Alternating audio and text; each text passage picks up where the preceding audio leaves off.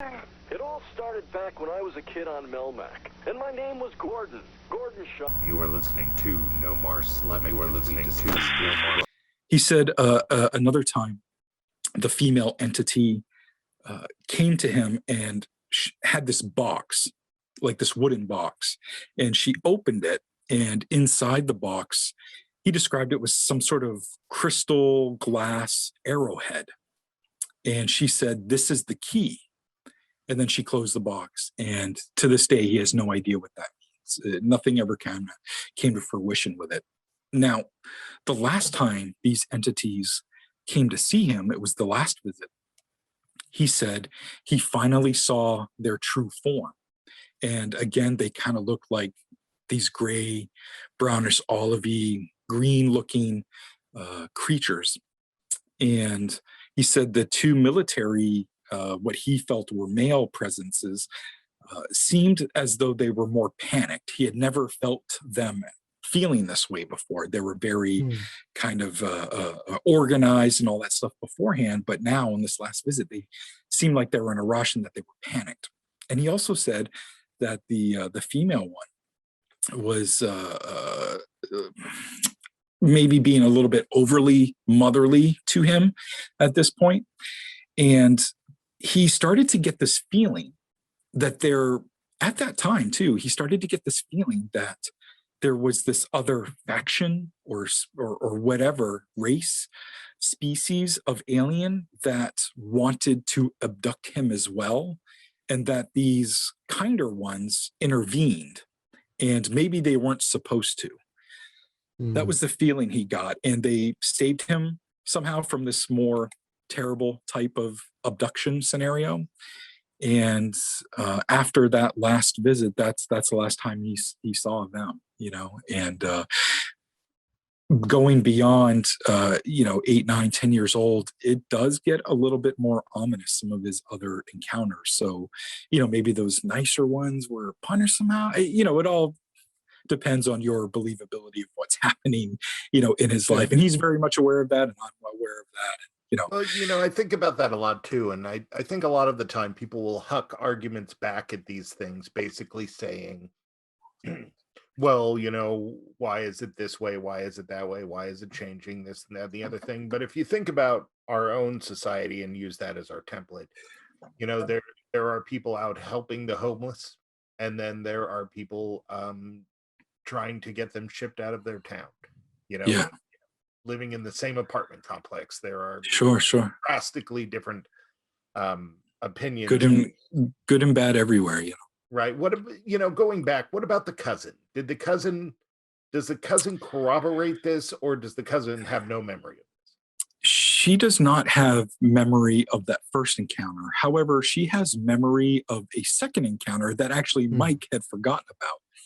And she had reminded him of it when, after he had that hypnotic regression session, he had contacted her to see if she remembered. So she said no, and she started telling him about this other encounter where she was with him, and they were around 10 years old as opposed to like 2 and 4. And they saw this UFO again come up from the thicket of trees. I can't remember if they're at their grandmother's at that time or not. And it was kind of dancing around and doing loop-de-loos in the sky. And that's the encounter that she remembers having with Mike. However, she went on, as she got older, she kind of implied that she had other encounters.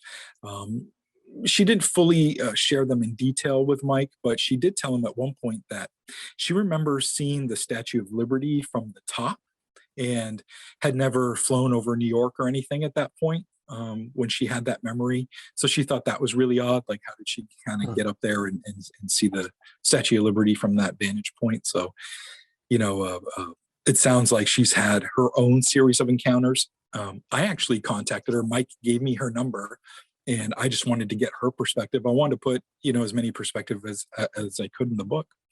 And she actually didn't reply to my text. And so I told Mike about that, and he said, well, I guess she just wants to, leave it alone. And that's it. And I'm like, okay. So I left it alone. Right. Of course. Yeah. Looking back on this, when he was compelled to go outside, Terry Lovelace was on not too long ago with a Cool. intense story about being kidnapped out in the woods, Mm. abducted. And there was a point in his story where he was talking about being compelled to go lay down, like he was tired, and everything seemed fine when he did it, even though he knew there was a ship out there, he knew there was something going on. This sort of like being able to compel. And then the other thing that I thought about during this, and I tried to look it up, what's the name of those schools, Kara, that teach kids just by letting them do whatever? Oh, like immersion or Yeah, there's a word for it. It's somebody's name, like a German last name, but when you were yeah, I'm talking not about the sure. schooling experience, it kind of seemed like it was like just sort of presenting opportunity was the Right. teaching in the school experience, and I thought that was interesting. Yeah, and I have read accounts like that before about some sort of schooling experience with extraterrestrials. I don't think it's one of those common threads like some other, for lack of a better term, abduction tropes that are out there.